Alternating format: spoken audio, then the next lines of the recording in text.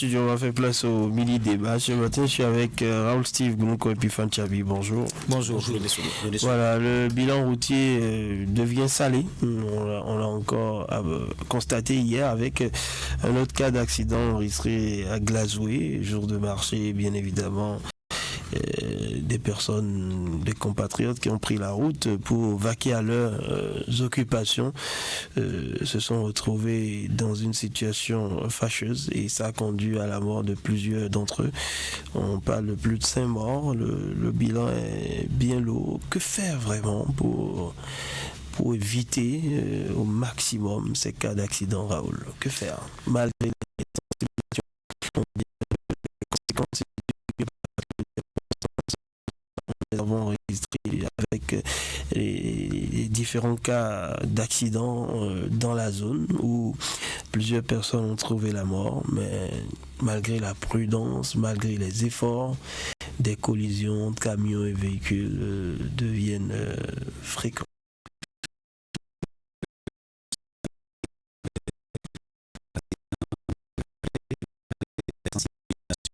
Parce qu'on a vu cette structure sortir beaucoup, que ce soit dans le nord ou au sud.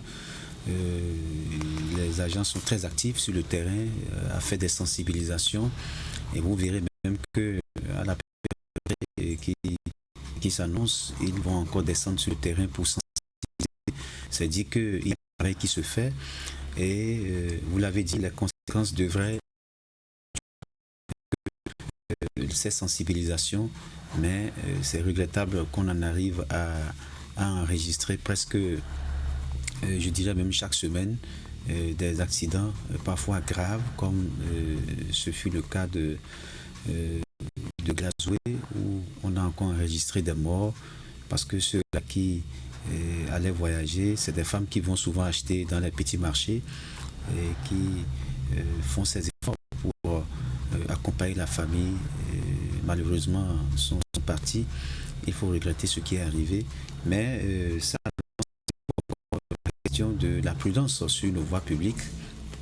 Les conducteurs doivent faire preuve de responsabilité.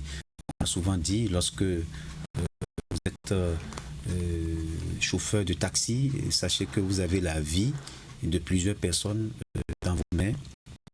Ceux-là qui ont perdu la vie, c'est le deuil dans leur famille, dans ces différentes familles.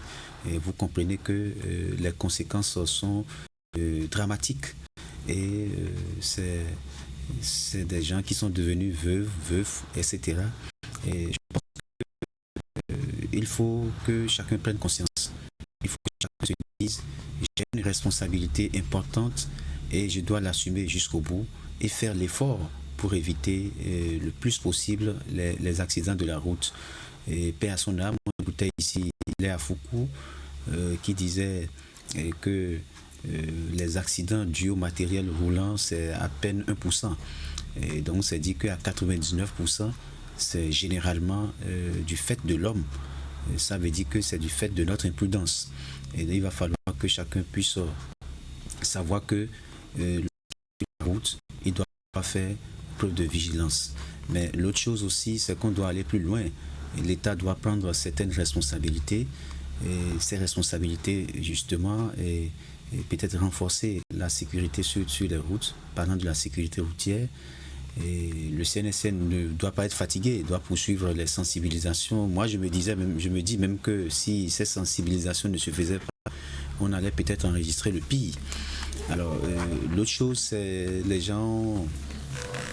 Beaucoup d'experts ont aussi proposé qu'on aille vers une double voie maintenant.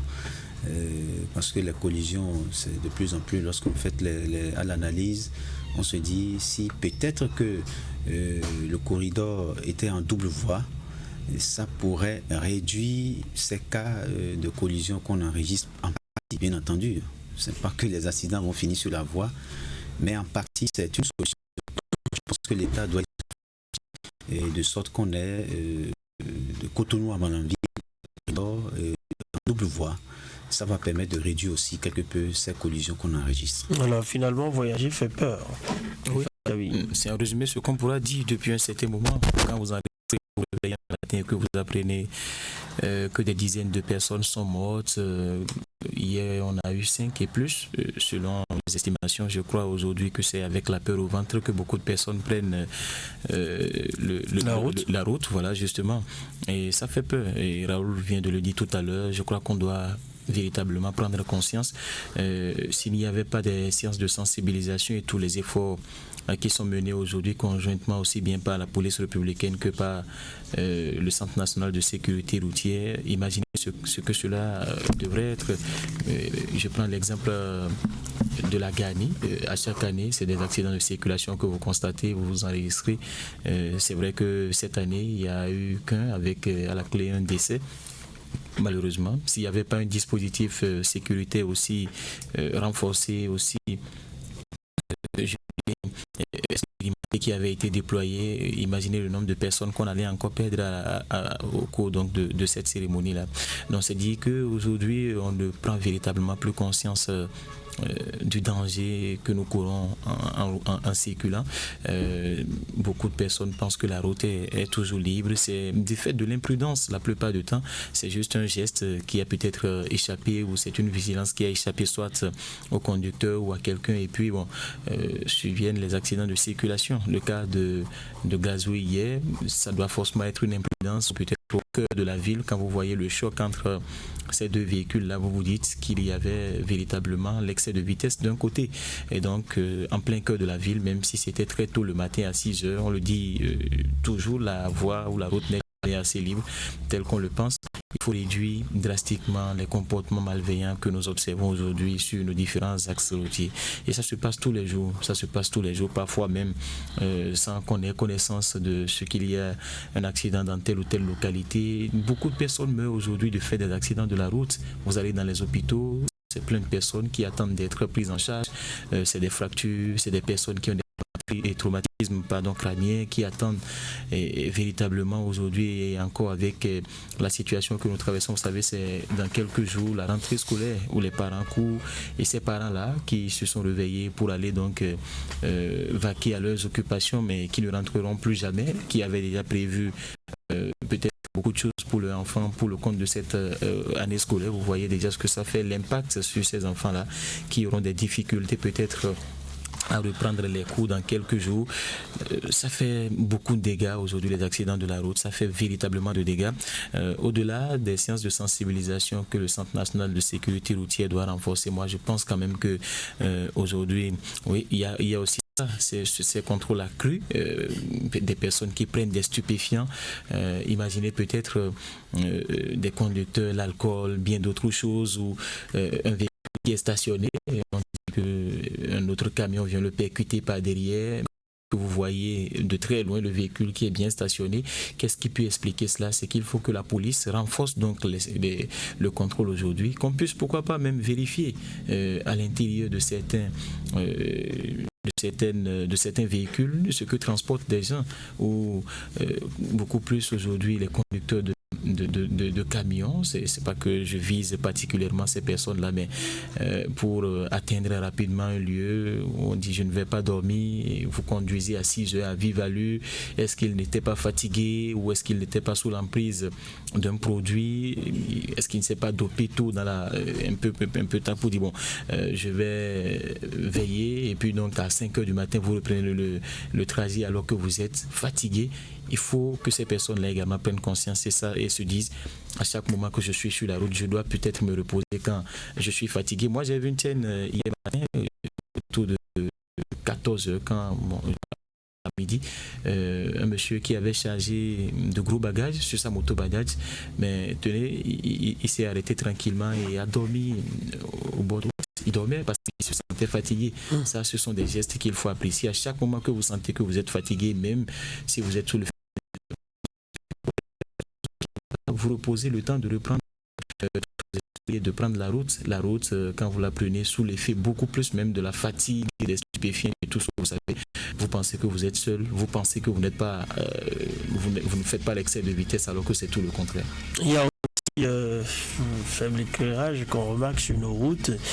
Au petit matin, on ne voit pas à plus de 5 mètres, hein, mais on a le pied sur le gaz et on découvre l'obstacle de façon soudaine. Et puis voilà. J'ai parlé de la responsabilité de l'État. Il faut qu'on aille vers des routes plus éclairées.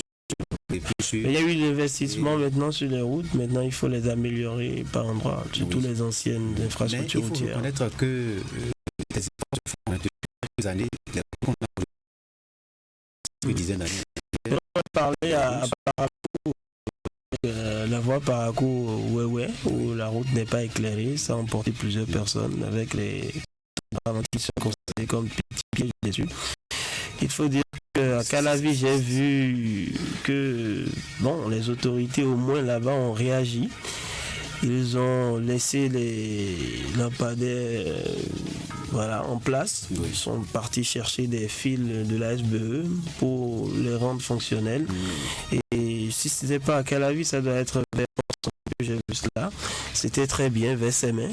Je crois que nos autorités peuvent mieux faire. Oui, voilà, c'est très important. De toute façon, c'est un drame qui se joue sur les voies publiques. Il va falloir qu'on travaille véritablement pour professionnaliser la circulation et surtout mettre l'accent sur le transport en commun. À ce niveau, il faut beaucoup faire des efforts pour que l'on n'arrive pas à cette situation. Merci à vous, Raoul Steve Gounoukan. Merci à vous, Epiphane Chabi. Tout à l'heure, vous aurez droit à l'entretien du jour avec